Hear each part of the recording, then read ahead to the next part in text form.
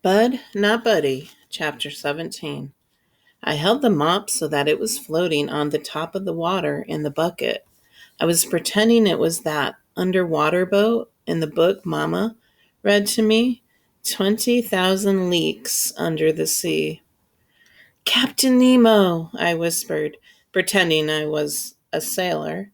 Aye, matey. The squabs were only able to plug 10,000 of the leaks we have. That means we have 10,000 left. And dang gummit, I think we're going down with all hands on board. I looked up to make sure no one was watching me too close.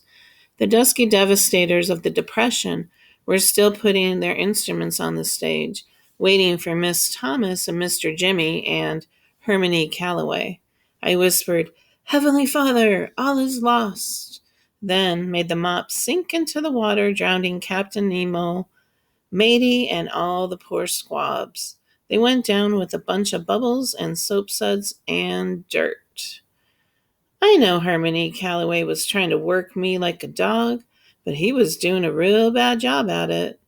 I already wiped all the tables and chairs down in the log cabin, and now I was going back to clear mop the floor for the second time.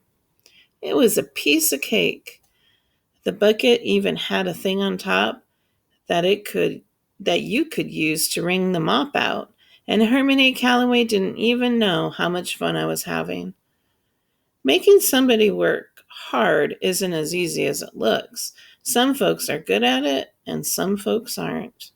Some folks can look at you and tell if you're even thinking about slacking off. They'll add some work to you faster than you could say Jack Robinson. Some folks will find an excuse to strap you, even if you are working as hard as you ever did in your life. I stuck the mop head in the wringer and I pretended it was somebody at a washing machine not paying attention to what he was doing and getting his whole body pulled through and wrung out. I left the handle up to see what was left of this poor soul, but before I could check, someone yelled out, 1, 2, 1, 2, 3. I looked up and the thug was brushing his sticks across this round gold metal thing next to his drums, making it sound like soft rain was commencing to fall on someone's tin roof. Only instead of sounding like rain splashing any time it wanted to, the thug had it sounding like it was coming down in a steady, bouncy way. Then Dirty Deed started making the piano sound like it was a kind of drum. For a second, it fell right in with the rain parts that Thug was making, and then it took off, and it made you think that Niagara Falls must sounded like big, bright drops of water splashing up and over and up. The drops would fall loud and clear as anything. Then, before you knew it, they were right back into Thug's steady, bouncy beat. Steady Eddie started snapping his fingers real soft and time with the piano and the drum, his toothpick jumping right along with his fingers. He put his axe in his mouth and blew. But instead of the horn making music, it seemed like Steady made it talk. He blew one long, low, rumbling sound, and I knew right then, with that one deep, sad moan, what the most beautiful sound in the world it was. Steady held the note for a long time, then made the sax drift away from the rest of the storm of music. It swirled and floated back and joined the rain sound that the thug and Dirty D kept going. I just stood there. I didn't even hear Miss Thomas, Mr. Jimmy, and Hermione Calloway come up from behind me. Miss Thomas rubbed her hand across my head and said, Bud, you've done a great job. The place is sparkling. I wanted to say thank you, ma'am, but it seemed like talking was wrong with all these wonderful sounds that were coming up from the people on the stage. Jimmy said, LeBone, looking good, son. Hermione Calloway grunted, and the three of them walked up on the stage. Mr. Jimmy picked up his horn and joined the storm. Miss Thomas sat on a stool, closed her eyes, and ducked her head up and down, up and down.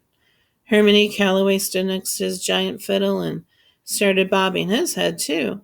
He put one of his hands near the top of the fiddle and began pulling at the strings with his other hand. Every time he patted the strings, it seemed like something wide and heavy was walking by slow and easy. Or it seemed like he was the thunder, soft and far away, but getting closer all the time. All of the instruments blended up together, and just like that smell in the library, you couldn't tell which one was your favorite. First, you'd have to say it was Mr. Jimmy on the trumpet. Then Doodoo Bug's trombone would make you think it was the best. Then Dirty Deed would make the piano sound like water hitting big rocks. And, there wasn't anything that sounded that good until Steady Eddie would make that saxophone sing and talk and dance around everyone else. And you'd swear that was the only sound you'd ever want to hear again. All the while, Herman E. Calloway and the thug kept everything moving by making the drums and the giant fiddle pound out a soft, steady beat, like someone's heart turned way up loud. You'd have to have a hard time trying to figure out which instrument was your favorite until Miss Thomas opened her mouth. While the rest of the band was being a storm, she was the sun bursting through thick gray clouds. With the first thing she sang, you had to wonder why this band was called Herman E. Calloway and the Dusky Devastators of the Depression, or Herman E. Calloway and the Nubian Knights. It should be called Miss Thomas and the Dusky Devastators of the Depression and a mean old guy on the giant fiddle. She was so good she didn't even have to sing real words. Mostly she was just singing things like la da dee da da ha wee a ho ha wee a day. Then Steady Eddie would answer on the saxophone, and before you knew it, the two of them were having a regular conversation. Every once in a while, Mr. Jimmy's trumpet would come in and put his 2 cents worth in, and then would fade away.